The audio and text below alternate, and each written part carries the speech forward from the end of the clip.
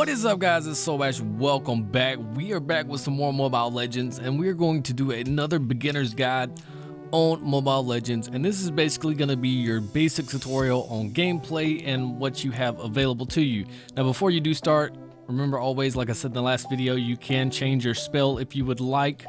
So whichever one you would want to go with, you can choose. Your equipment schemes as well, you can choose those. And of course, you can choose your emblem set. All right, so when you first start out, you're gonna have 2 spells available to you and 2 items. So whichever item you want to go with, to begin with, you're able to purchase that, and you have 2 spells. Now, depending on the player that you are playing, you may want to take a different spell depending on that player. Now, as you advance into the game, you're going to notice there's 3 different lanes. You have one in the middle, one on the bottom down here, and you have one on the top up there. Now, if you notice, you have a map right in the very top left-hand corner of your screen. This map is going to show you all of your allies on your map at all times unless they are dead. Now, also, you are going to be able to see enemy allies if they are close to one of your guys. Now, that is a nice thing to see, because if you just look about every 3 to 5 seconds at your map, that is going to give you a huge advantage at knowing where your enemy opponents are at. Now, right beside your map, you're going to have a little thing that's going to tell you what your MS rating is, or basically how good your connection to the server is. And right below that, you have a cog that takes you into the system settings where you can change your graphics, your controls, and we'll get into some more advanced controls later in another video. Now, right below the map is a little exclamation mark. Now, if you press that exclamation mark without moving the joystick, you can ping a certain area on the map. That notifies your teammates that there needs to be some attention to that area of the map. All right, now let's draw your attention to the right side of the screen to where you can see these other little emblems. The attack, the runaway looking thing, and the arrows.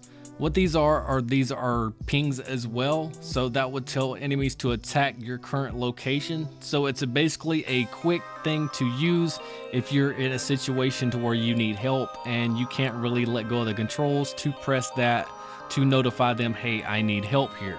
All right, also above that, you're going to have a $ with a number always counting. That is your gold that you're collecting throughout the map. If you press that gold up at the very top, this will take you to the shop. You do not have to be at the fountain to be in the shop. You can purchase anything at any point in time as long as you have the gold. If you select the item that you want to buy and you do not have enough gold, you can hit the recommended button and it will let you buy this item in the next rotation once you start getting enough gold. It's a real handy thing to have if you're trying to change up your build in the middle of a match. All right, now also at the top, we are going to have the score. You see 6-4 currently, and the timer in the middle. If you press on that, you can bring up a tab that shows you every character in this game right now that is playing, what spell they are using. Of course, all of these are computers currently just for this testing, and you can see what items they are building into. This can give you a heavy advantage if you pay attention to this throughout the match to know what your opponents are building for. Now, right beside that, you have your other members of your team at the very top. You can see their health, and you can also see a little diamond. Now, you notice there's only 1 diamond currently up. Now there's 2. That means Akai's ultimate has just been available to use. That lets you know your allies can actually use their ultimate and it is available to them. You can also see when your opponents are dead and when they revive and are ready to be back in battle. All right, now in the side tab as well, you see a little arrow right there. You can press it. It will give you all your statistics, and it will give you a description of every ability that this character has, even the passives. That way, if you have any questions about it, you can always open that menu and read it if needed. All right, now looking down at the abilities, of course, you have your very first skill, which is your A ability right here. And then your second ability is going to be that one right there. We're going to call that the B ability. And the ultimate, of course, is the third one right there that we just used. And different heroes are going to require different rotations for these, so be aware of that. Do some research or check out what is the best build or rotation for that hero.